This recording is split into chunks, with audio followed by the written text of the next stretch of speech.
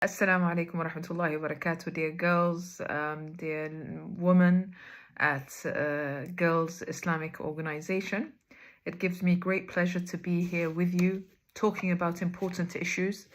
I am so proud to come together with you on issues that are important to the making of a Muslim woman.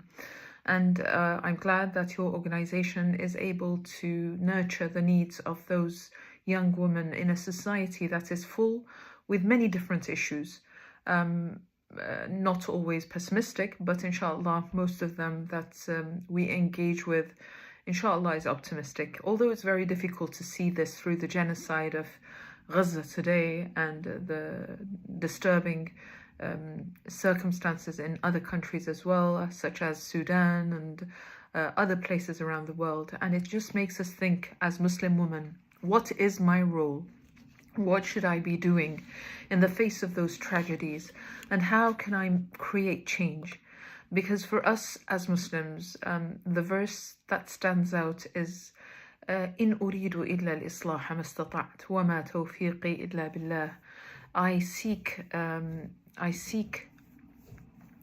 but to reform. I seek but to reform. And the success comes from Allah subhanahu wa ta'ala. So it's very important for us to always understand that our role in this world is to reform our families to be better, reform our neighborhood to act in a more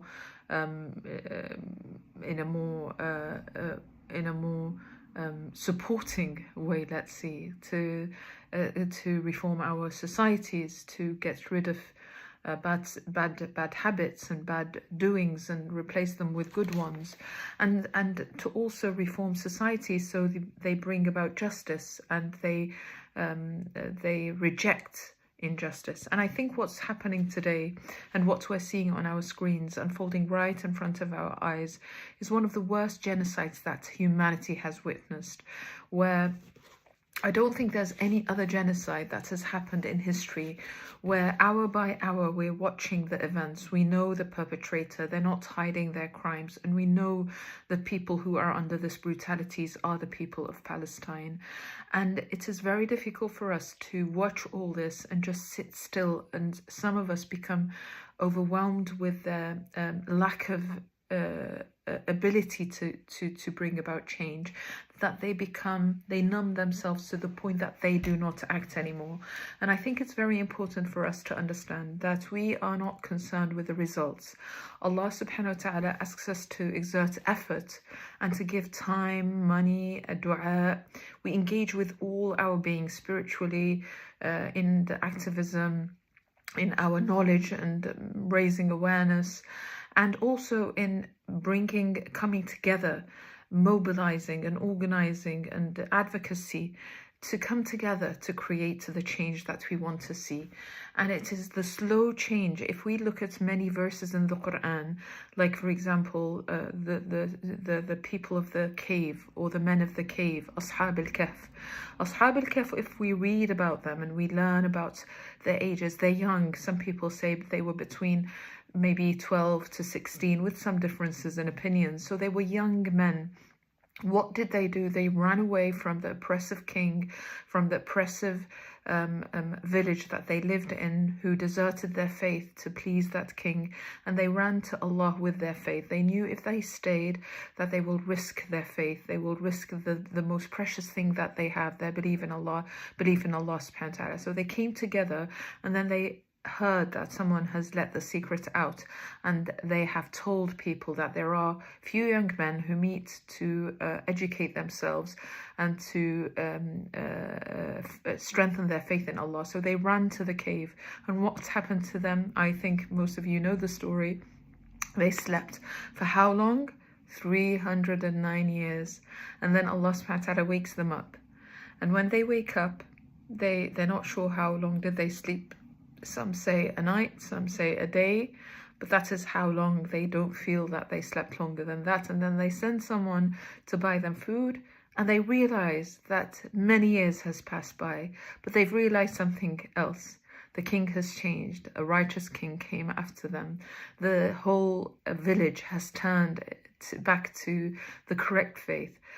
What is Allah teaching us? That some actions need sincere people to take, not direct action, but some kind of action that shows devotion to Allah subhanahu wa ta'ala, shows sincerity in the way that you want to protect yourself or others, and then Allah will bring about change. So it's not directly linked to them running away, but this caused people to start opposing injustice without them knowing. They passed away. So if Allah didn't wake them up and show them the results, they would never see the results. What does that tell us? That every little action that we make might create some kind of earthquake, a mini kind of movement that will shatter or have ripple effects in the layers of injustice, that it might dismantle and fall. That's not might, but must dismantle and fall. And that gives you confidence in the smallest of actions that you do. If it is done with the right intention, then this will be a cause of this falling down, of this ending, of injustice being lifted and the oppressed people being liberated. And you have to have full belief in that, because once you have full belief that this is going to be the results of your actions, then your actions will be empowered with the strength, the stamina, with perseverance, and you won't let it go. I think the main thing, if we're talking about a political scene and around a certain cause, such as the cause of Gaza, I think it's very important for each one of us to educate ourselves on the matter or on the cause you're advocating for. So, for example, with Gaza, the timeline, history, what's happened since 1948, even before the Balfour Declaration, you know, the stages, important stages that you have to understand, and it's available. With the net today, everything is available at your fingertips. And I think you have to be educated to understand the level of injustice that the Palestinian people have been subjugated to. It's easy to misinform someone when they don't have the right education, but when you've got a strong platform that is solid in the information that you have, then it's very difficult for them to shake you or shake your stances. Once you do that, it's very important also, according to the country that you live in. Number two, that would be, is to understand the stances of your government, of your politicians towards this genocide. Are they in support? Are they against? Are they, supporting the injustice power? Are they supporting Israel? Have they declared anything? Are they quiet on the issue? You've got to understand the stances, and you've got to understand the relationship that you have, or the obligation that they have towards you as a person who elects them and put them into power. I think it's very important at that stage, once you've understood all that, to find an organization or a body that shares your concerns towards this cause.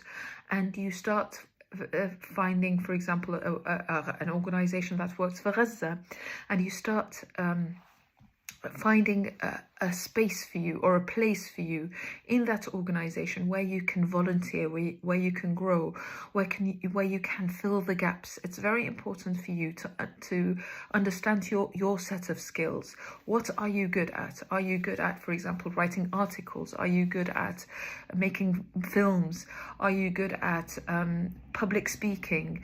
Are you good at just organizing events? Are you good at mobilizing and advocacy and all that kind of work?